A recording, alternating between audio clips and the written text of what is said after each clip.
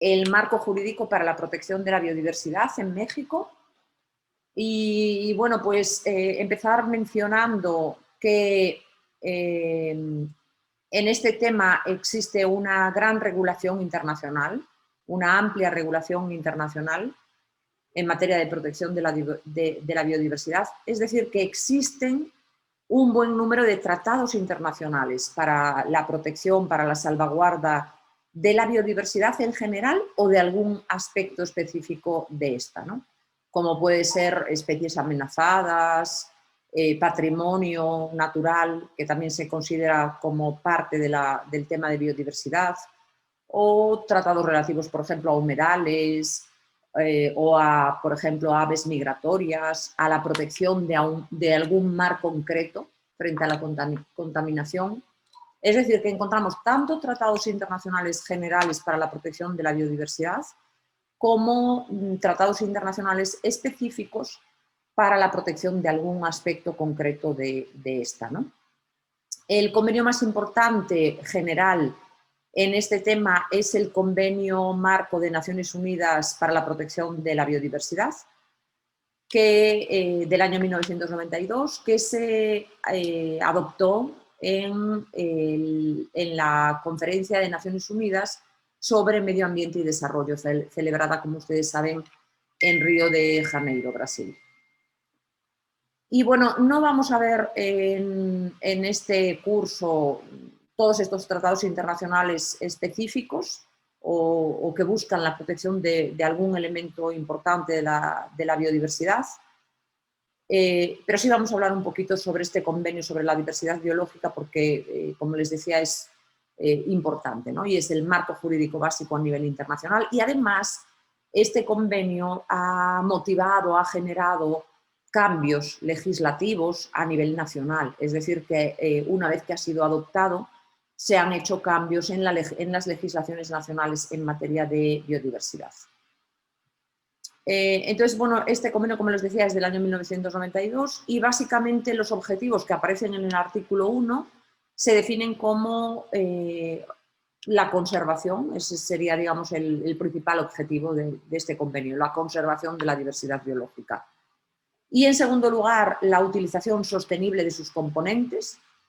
Y, por último, la participación justa y equitativa en los beneficios que se deriven de la biodiversidad, que ha sido uno de los grandes, digamos, temas de discusión a nivel internacional, ¿no?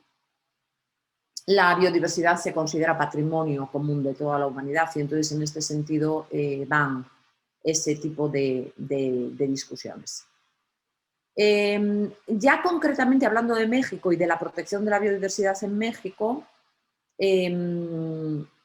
bueno, pues también el marco de referencia lo tenemos en la LGEPA, en la Ley General de Equilibrio Ecológico y Protección al Ambiente, que nos habla, ¿no?, de la importancia de la conservación de la biodiversidad y digamos que las acciones fundamentales en materia de biodiversidad en el país son, en primer lugar, la existencia de un Sistema Nacional de Información sobre Biodiversidad, los programas anuales de producción, repoblación, cultivo, siembra y diseminación de especie de flora y fauna, el establecimiento de vedas. Las vedas son un instrumento jurídico administrativo muy importante en materia de protección de la biodiversidad. Otro instrumento importante es el otorgamiento de concesiones, permisos y autorizaciones para cualquier actividad relacionada con la fauna y flora silvestres. Este tema del otorgamiento de concesiones, permisos y autorizaciones ya saben que aplica también en muchos otros ámbitos ambientales relacionados con residuos, atmósfera, etc. Y en materia de biodiversidad también está presente. Otro instrumento importante son las áreas de refugio para protección de especies acuáticas que así lo requieren y medidas de regulación o restricción de circulación o tránsito por el territorio nacional de especies procedentes o destinadas al extranjero cuando así se requiera. Bueno, en lo que se refiere a la propiedad de la biodiversidad, es importante mencionar el artículo 18 de la Ley General de Vida Silvestre, que establece que los propietarios y legítimos poseedores de predios en los que exista vida silvestre tienen derecho a realizar su aprovechamiento sustentable y al mismo tiempo tienen la obligación de conservar el hábitat, de acuerdo a lo dispuesto en la legislación.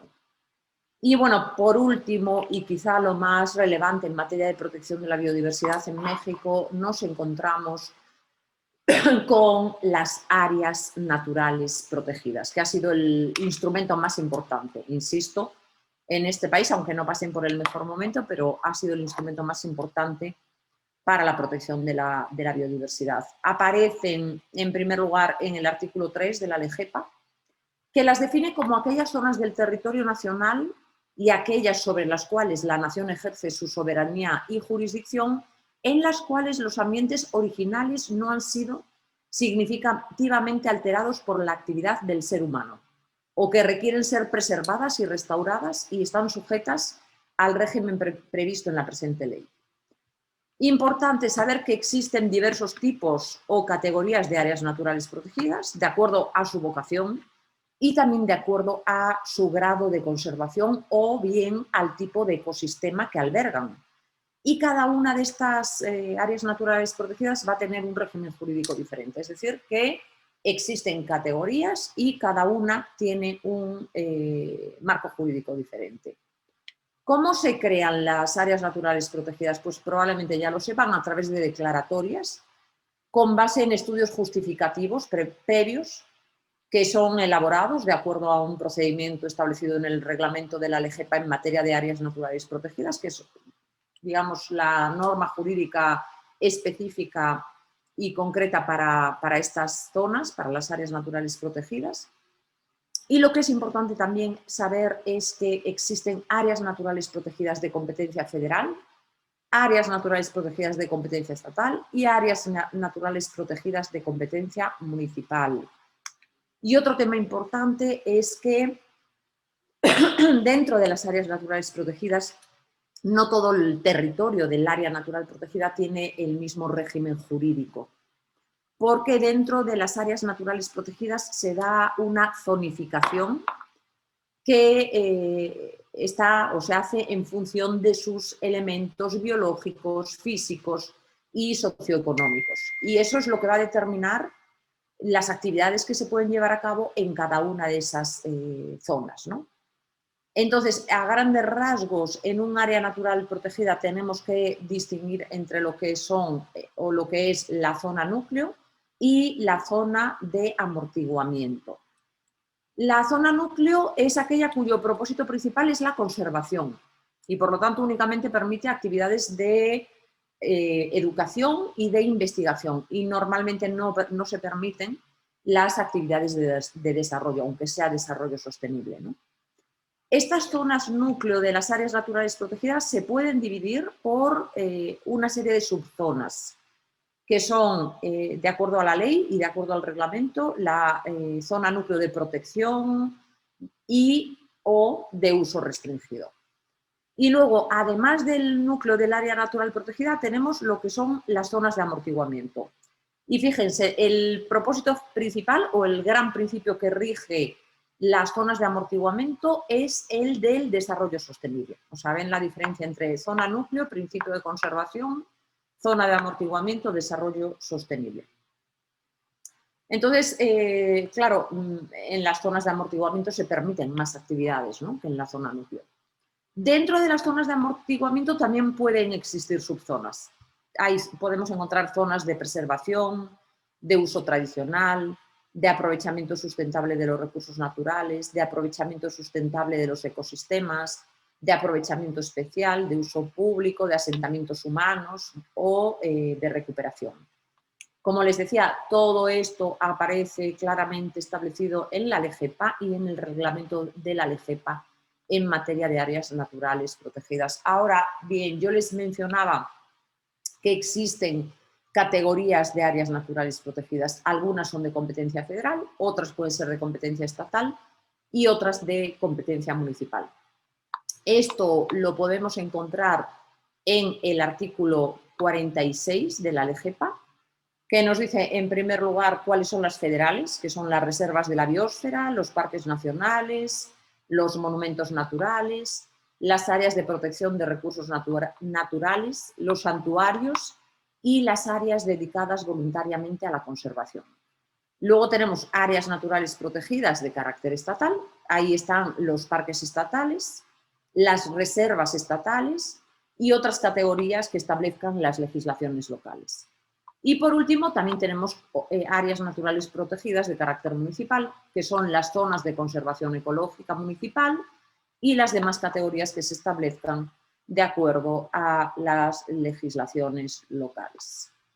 Importante mencionar en este tema de áreas naturales protegidas que existe una administración de cada área natural protegida y esta administración tendrá relación o está relacionada directamente con el programa de manejo del área y su decreto de creación. Entonces, un elemento muy importante en un área natural protegida, como les decía, es el programa de manejo, ¿no?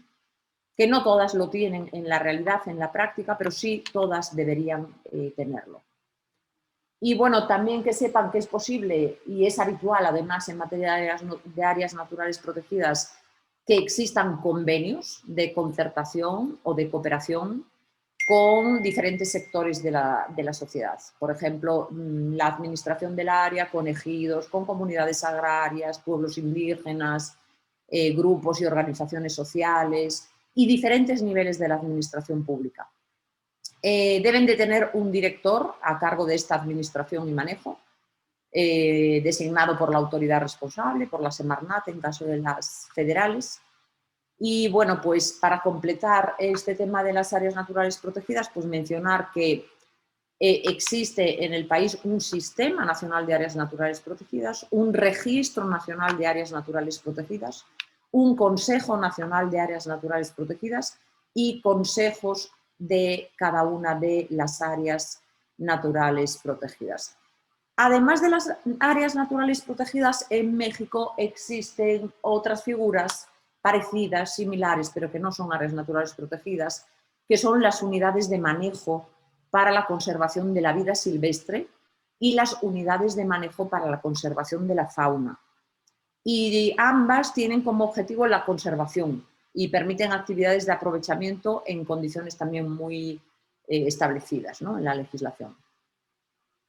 ¿Qué más podemos decir de este tema de biodiversidad? Otra figura importante, además de estas unidades de manejo y de las áreas naturales protegidas, son lo que se consideran como hábitats críticos para la conservación de la vida silvestre y áreas de refugio para proteger especies acuáticas. Y ambos son instrumentos para la conservación que establece la Semarnat, la Secretaría de Medio Ambiente y Recursos Naturales, cuando es necesario, cuando son necesarias especiales condiciones para proteger una especie determinada o una población determinada. Y esto aparece recogido en la Ley General de Vida Silvestre, ¿no?, además de en la LGEPA. Y como les decía, bueno, pues además de estas figuras, ya hemos hecho referencia a las vedas, que son unos instrumentos también muy útiles para la protección de la biodiversidad, suelen ser de carácter temporal y luego hay muchas medidas de control, ¿no?, que es lo que les mencionaba en materia de biodiversidad. Un tema muy relacionado con la biodiversidad y bueno, realmente un elemento de la biodiversidad es el tema relacionado con bioseguridad y organismos genéticamente modificados, ¿okay? En este sentido también tenemos un tratado internacional muy importante, que es un protocolo paralelo al Convenio sobre la Diversidad Biológica, que es el Protocolo de Cartagena sobre bioseguridad. Y en México también tenemos una ley de bioseguridad de organismos genéticamente modificados, que se adoptó una vez que México formó parte del Protocolo de Cartagena, ¿no? Y bueno, también existen normas oficiales mexicanas en materia de biodiversidad y en materia de bioseguridad. Y bueno, pues en materia de bioseguridad, comentarles, ya lo habíamos comentado cuando vimos el principio de precaución, comentarles que digamos que es donde tiene más campo de acción este principio de precaución, ¿no? Porque lo que se busca es que si no hay certeza científica de lo que puede pasar, por ejemplo, por la pérdida de una especie, se evite cualquier actividad que nos pueda llevar a esto, considerado como un daño grave e irreversible. Bueno, existen también, igual que en los otros ámbitos, y en base al principio de concurrencia, competencias federales, estatales y municipales en materia de protección de la biodiversidad. Todo este listado de competencias en materia de protección de la biodiversidad la encuentran en la LGEPA. Y como les digo, pues la lista es enorme, ¿no? No vale la pena aquí que mencionemos cada una de esas competencias porque es una lista realmente enorme. Y bueno, por último, ya para completar esta parte, mencionar que existen también delitos federales relacionados con la biodiversidad. Y los encontramos, como saben, en el capítulo relacionado con medio ambiente del Código Penal Federal. Y bueno, por ponerles algún ejemplo, pues podríamos tener como delito relacionado con esto el introducir al territorio nacional o traficar con recursos forestales, flora o fauna silvestre, viva o muerta, que ocasione o pueda ocasionar alguna enfermedad contagiosa, el cortar, arrancar, derribar o talar algún o algunos árboles ilícitamente, siempre que esto no se realice en zonas urbanas, etcétera, etcétera. Hay varias conductas, insisto, relacionadas con este tema de biodiversidad que constituyen delitos de carácter federal. Y bueno, pues a grandes rasgos este es el marco jurídico básico para la protección de la biodiversidad en México.